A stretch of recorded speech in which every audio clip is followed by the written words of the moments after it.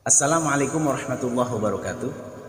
Bismillah, alhamdulillah, wassalatu wassalamu ala rasulillah, amma ba'da.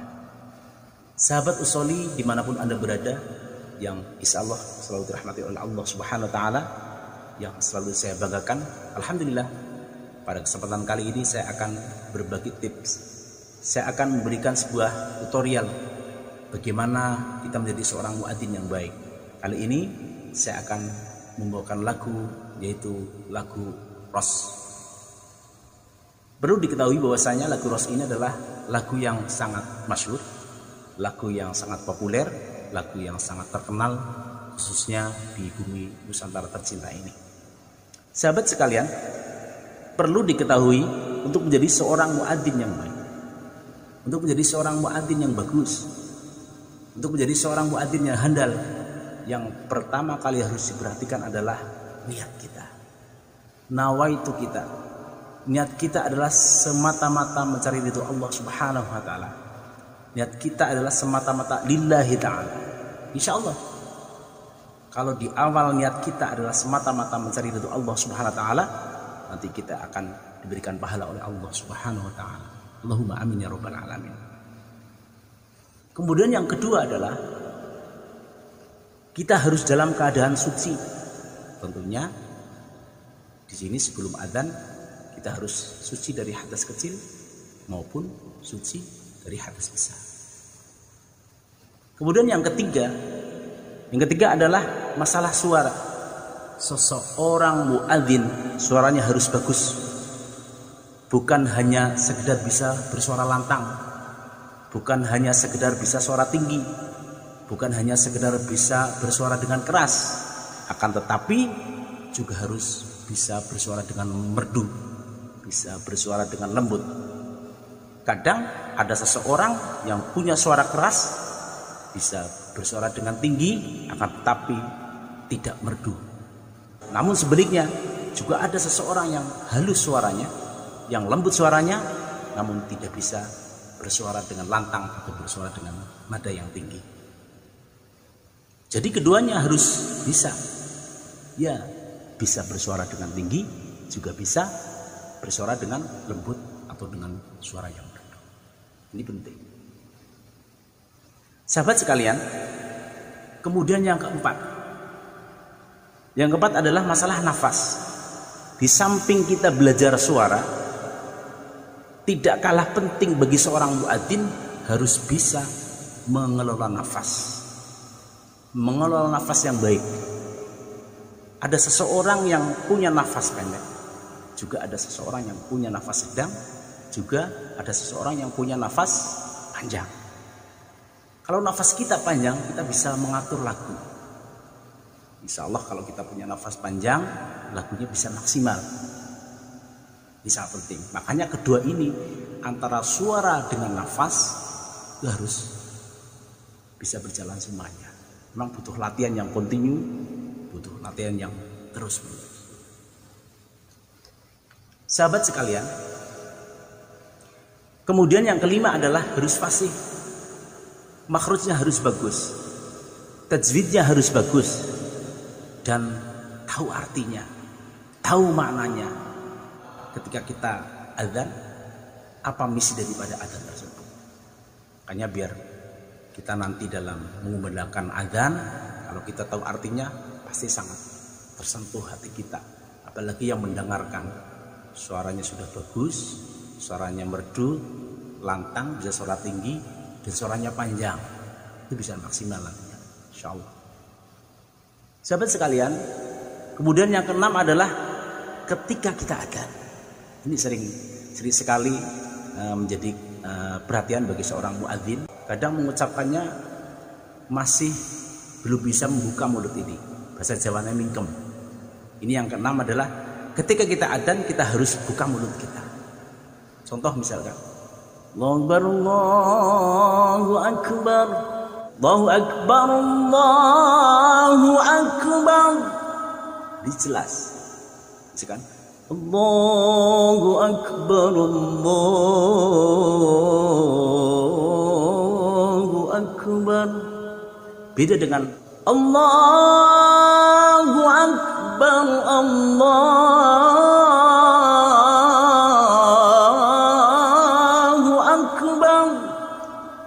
yang saya maksud. Ini penting sekali ya. Jadi mulut ini harus dibuka. Sahabat sekalian, kemudian yang terakhir dan ketujuh adalah menghadap kiblat, dan juga kita dalam keadaan berdiri. Jangan sambil duduk-duduk, jangan sambil jalan-jalan. Adzan jalan-jalan, Allahu Akbar, Allahu Akbar. Jangan seperti itu. Adab kita harus ada. Adab adzan, adab sholat, adab kita baca Al-Quran, adab kita selawatan, itu ada diatur semuanya. Dia harus dalam keadaan berdiri. Sahabat sekalian, ini langsung kita praktek adzan dengan lagu Ros. Yang pertama kali kita harus menghadap kiblat dan tangan seperti ini. Ini jari telunjuk menutupi telinga seperti ini. Nah, kita ambil nafas. Ambil nafasnya tentunya lewat hidung. Nih. Ditahan di perut sebentar, jangan langsung bunyi, jangan Allahu Akbar, nanti habis. Ya, nanti ambil nafas dulu, persiapan ini, terus tegak. Dikumpulkan lagi rongga-rongga ini, nanti mengumpulkan nafas kita biar tersimpan, dan juga jangan boros. Ya, santai. Ini ambil nafas. Allahu Akbar, Allahu Akbar. Nah, jadi harus mana yang harus dibaca pendek dan mana yang harus dibaca panjang, itu harus jelas. Contoh misalkan A-nya jangan dibaca panjang, tidak boleh Allah, nggak boleh. Dan juga lafal Allah itu harus pas, jangan Allahu Akbar, Allahu Akbar. Jangan seperti itu. Ya sih. Allahu Akbar, Allahu Akbar. Harus jelas. Dan juga barnya ini tidak boleh dibaca panjang. Saya sering melihat dan menyaksikan sendiri, sering mendengar juga di musola maupun di masjid yang ketika adzan barnya dibaca panjang. Karena nanti kalau barnya dibaca panjang, nanti artinya akan berubah. Allahu Akbar. Berarti apa?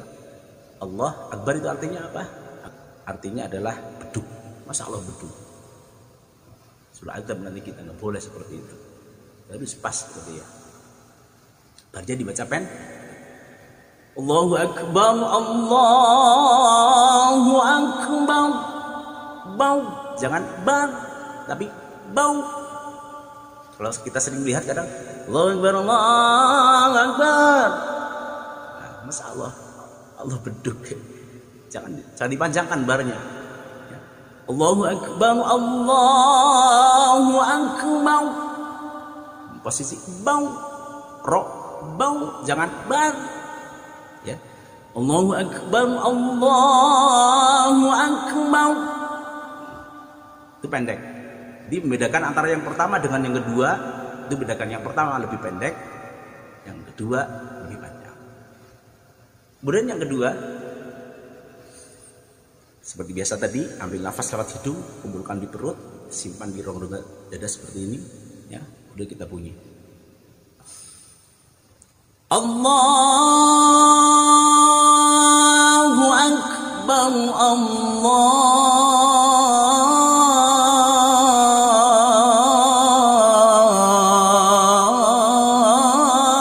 Akbar.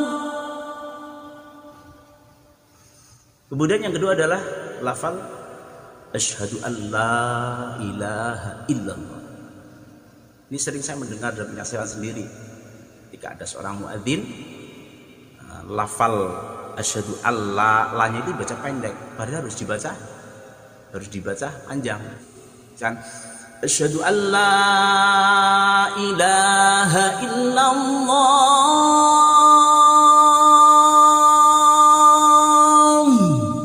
Hanya harus jelas. Asyhadu an la ilaha illallah.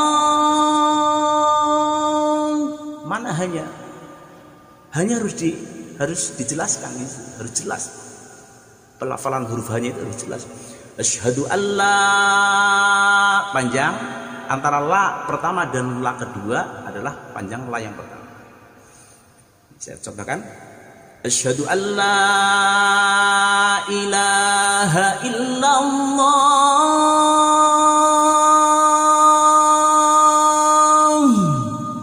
hanya harus dilahirkan. Atau mungkin suara panjenengan kuat panjang, nafasnya kuat panjang, misalkan ada variasi yang kedua seperti ini. Asyhadu an la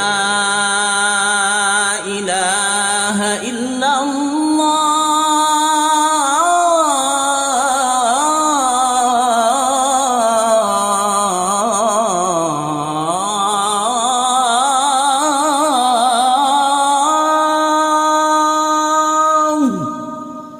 Itu ya kira-kira. Kemudian yang kedua lebih panjang. Ya, lafal yang kedua lebih panjang. Asyhadu alla ilaha illallah yang pertama pendek, yang kedua adalah lebih panjang. Seperti contoh, misalkan seperti ini. Asyhadu alla ilaha illallah.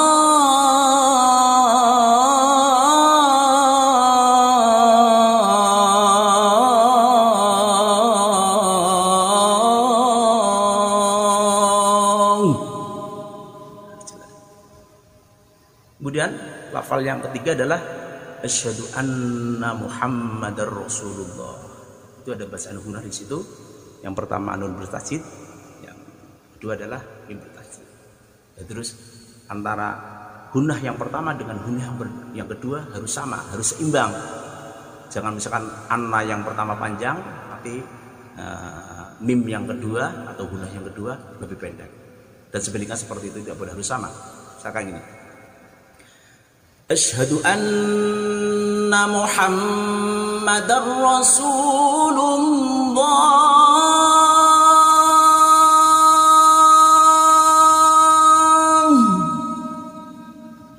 Kalau yang punya nafas panjang boleh dengan variasi variasi lagu Ros misalkan. Asyhadu anna Muhammadar Rasulullah.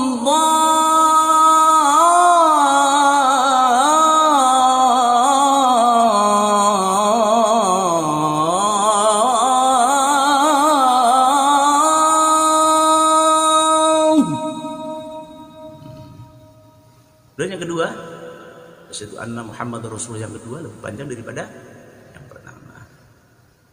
Saya contohkan begini. Asyhadu anna Muhammadar Rasulullah.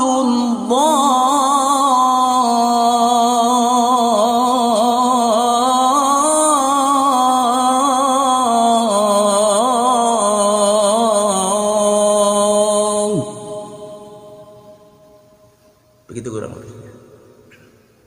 Selanjutnya lafal yang keempat adalah hayya 'alas shalah, pakai ha ya. Nah, saya sering melihat dan sering mendengarkan di masjid ataupun di mushola kadang hayya 'alas shalahnya nggak jelas mana yang dibaca ha dan mana yang dibaca ha. Di sini ada hayya 'alas shalah dan hayya 'alal falah. Habis jelas. Yang pertama pakai ha, yang kedua adalah pakai ha. Hayya 'alas shalah dan hayya 'alal falah. Jelas. Saya contohkan misalkan.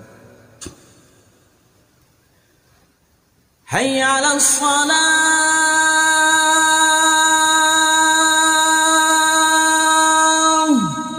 Nah, jelas ya. Hanya di sini jelas.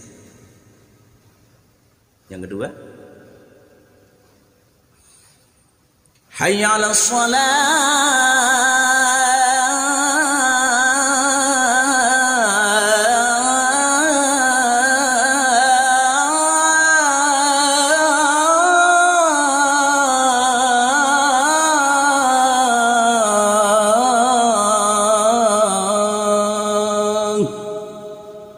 Ingat, di sini sering kesalahan. Ketika pengucapan lafal hayya 'alas shalah, kadang seorang muadzin pengucapannya mulutnya tidak membukanya, kadang buka kadang mingkem, kadang buka kadang mingkem, kadang buka kadang mingkem. Harus lepas, harus dibuka. Misalkan gini, hayya 'alas shalah yang kedua. Hayya 'alas shalah.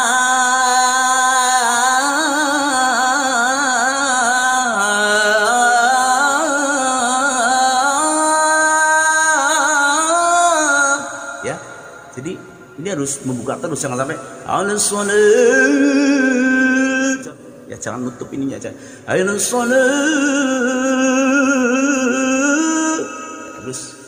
Terus lebar ya. Terus kondisi membuka mulut ini. Itu. Selanjutnya adalah hayya 'alal falah. Saya coba perhatikan. Hayya 'alal falah.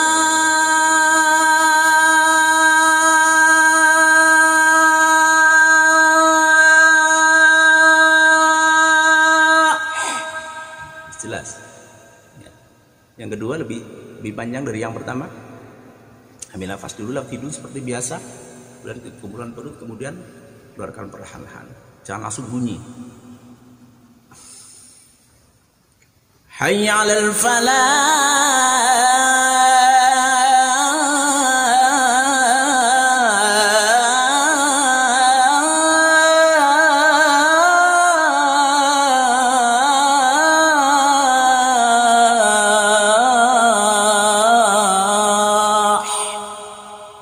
Hanya harus jelas.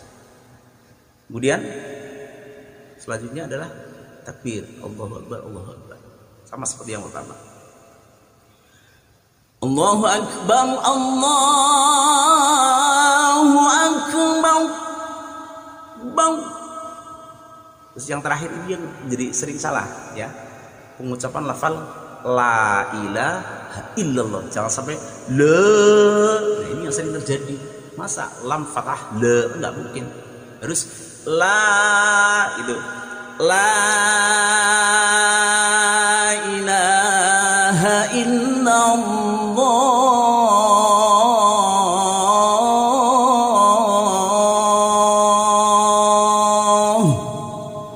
Udah la ya. Jangan la ilaha illallah. Yang benar apa? La ilaha illallah. La ilaha illallah.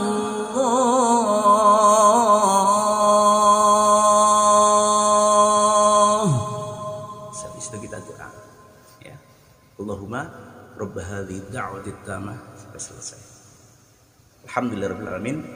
Sahabat Usholi Channel, alhamdulillah kita baru saja mendengarkan, belajar barang-barang ini sifatnya sharing saja.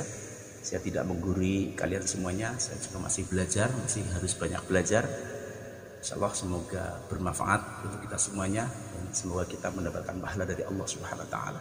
Sekian dari saya, kurang lebihnya mohon maaf yang sebesar-besarnya. Kali akhiri wallahu muwaffiq ila aqwamit thoriq. Assalamualaikum.